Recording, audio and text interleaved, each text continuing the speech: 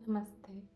आज सुनते हैं रविंद्रनाथ टैगोर जी की सर्वश्रेष्ठ कहानियों में से एक और कहानी, समाज का शिकार। मैं जिस युग का वर्णन कर रहा हूँ उसका न आदि है न अंत। वह एक बादशाह का बेटा था और उसका महलों में लालन पालन हुआ था, किंतु उसे किसी के शासन में रहना स्वीकार न था। इसलिए उसने राजमहलों को तिलांजलि देकर जंगलों की राह ली। उस समय देश भर में 7 शासक थे। वह 7 शासकों के शासन से बाहर निकल गया और ऐसे स्थान पर पहुंचा जहां किसी का राज्य न था। आखिर शहजादे ने देश को क्यों छोड़ा? इसका कारण स्पष्ट है कि कुएं का पानी अपनी गहराई पर संतुष्ट है। नदी का जल तटों की जंजीरों में जकड़ा हुआ है, किंतु जो पानी पहाड़ की चोटी पर है उसे हमारे सिरों पर मंडराने वाले बादलों में बंदी नहीं बनाया जा सकता। शहजादा भी ऊंचाई पर था और यह कल्पना भी न की जा सकती थी कि वह इतना विलासी जीवन छोड़कर जंगलों, पहाड़ों और मैदानों में दृढ़ता से सामना करेगा। इस पर भी बहादुर शहजादा भयावने जंगल को देखकर भयभीत न हुआ।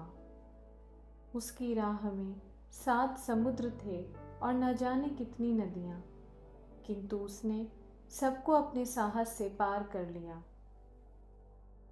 मनुष्य शिशु से युवा होता है और युवा से वृद्ध होकर मर जाता है और फिर शिशु बनकर संसार में आता है। वह इस कहानी को अपने माता पिता से अनेक बार सुनता है कि भयानक समुद्र के किनारे एक किला है। उसमें एक शहजादी बंदी है जिसे मुक्त कराने के लिए एक शहजादा जाता है। कहानी सुनने के पश्चात वह चिंतन की मुद्रा में कपोलों पर हाथ रखकर सोचता कि कहीं मैं ही तो वह शहजादा नहीं हूं। जिन्नों के द्वीप की दशा सुनकर उसके हृदय में विचार उत्पन्न हुआ कि मुझे एक दिन शहजादी को बंदी गृह से मुक्ति दिलाने के लिए उस द्वीप को प्रस्थान करना पड़ेगा।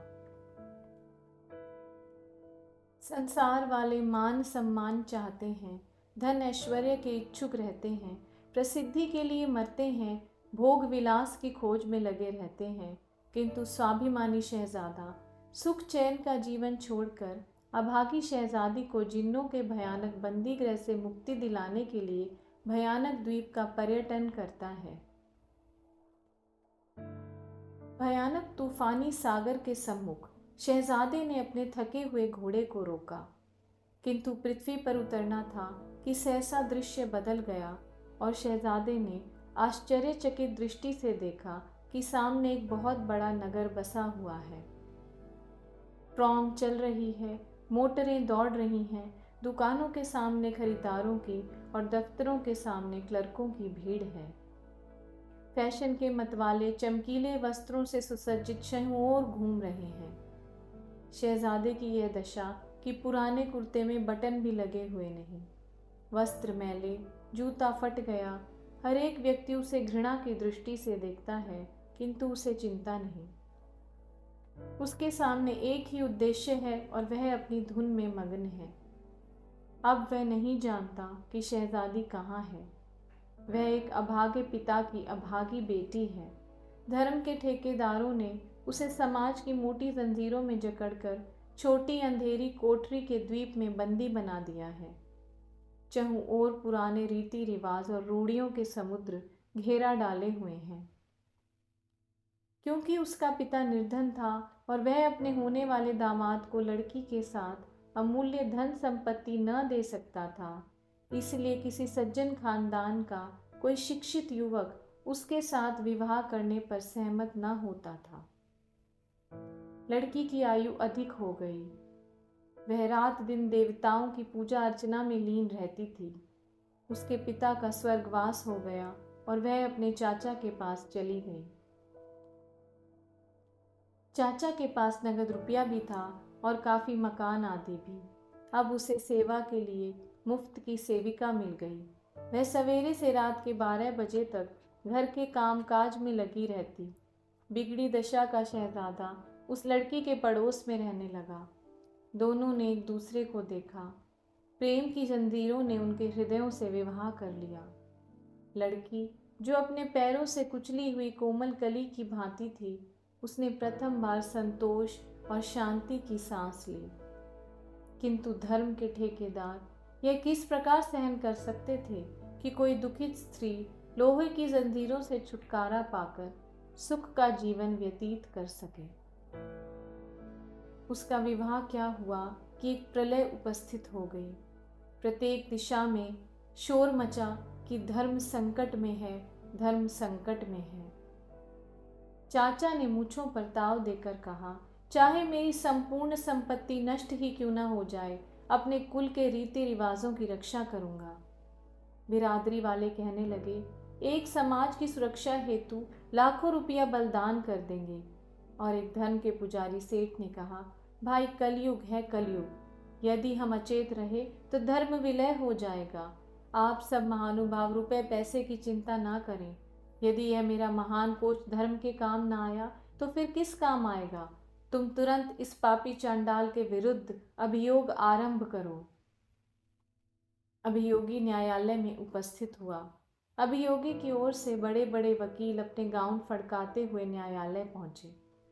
अभागी लड़की के विवाह के लिए तो कोई एक पैसा भी खर्च ना चाहता था, किंतु उसे और उसके पति को जेल भिजवाने के लिए रुपयों की थैलियां खुल गई। नौजवान अपराधी ने चकित नेत्रों से देखा। विधान की किताबों को चाटने वाली दीमकें दिन को रात और रात को दिन कर रही थी। धर्म के ठेकेदारों ने देवी देवताओं की मन्नत मांगी। किसी के नाम पर बकरे बलिदान किए गए, किसी के नाम पर सोने का तख्त चढ़ाया गया। अभियोग की क्रिया तीव्र गति से आरंभ हुई। बिगड़ी हुई दशा वाले शहजादे की ओर से न कोई रुपया व्यय करने वाला था, न कोई पक्ष समर्थन करने वाला। न्यायाधीश ने उसे कठिन कारावास का दंड दिया। मंदिरों में प्रसन्नता के घंटे घड़ियाल बजाए गए, संपूर्ण शक्ति से शंख बजाए गए, देवी और देवताओं के नाम बलि दे गई, पुजारियों और महंतों की बन आई। सब आदमी खुशी से परस्पर धन्यवाद और साधुवाद देकर कहने लगे, भाइयों, यह समय कलयुग का है, परंतु ईश्वर की कृपा से धर्म अभी जीवित है। शहजादा अपनी सजा काटकर कारावास से वापस आ गया, किंतु उसका लंबा चौड़ा पर्यटन अभी समाप्त न हुआ था। वह संसार में अकेला था, कोई भी उसका संगी साथी नहीं। संसार वाले उसे दंडी कहकर उसकी छाया से भी बचते हैं। सत्य है, इस संसार में राज नियम भी ईश्वर है। फिर ईश्वर के अपराधी से सीधे मुंह बात करना किसे सहन हो सकता है। लंबी चौड़ी मुसाफिरी तो उसकी समाप्त न हुई, किंतु उसके चलने का अंत हो गया। उसके जख्मी पांवों में चलने की शक्ति ही शेष न रही। वह थक कर गिर पड़ा, रोगी था, बहुत अधिक रोगी। उस असहाय पथिक की सेवा शुश्रूषा कौन करता। किंतु उसकी अवस्था पर एक सहृदय देवता का हृदय दुखा। उसका नाम काल था। उसने शहजादे की सेवा शुश्रूषा की। उसने सिर पर स्नेह से हाथ फेरा और उसके साथ शहजादा उस संसार में पहुंच गया जहां न समाज है और न उसके अन्याय और न अन्यायी।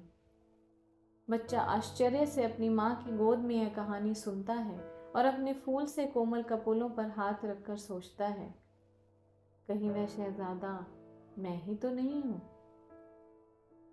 धन्यवाद। अगर आपको मेरी कहानियाँ सुनना अच्छा लगता है तो प्लीज़ मेरे चैनल को शेयर करें और सब्सक्राइब करें।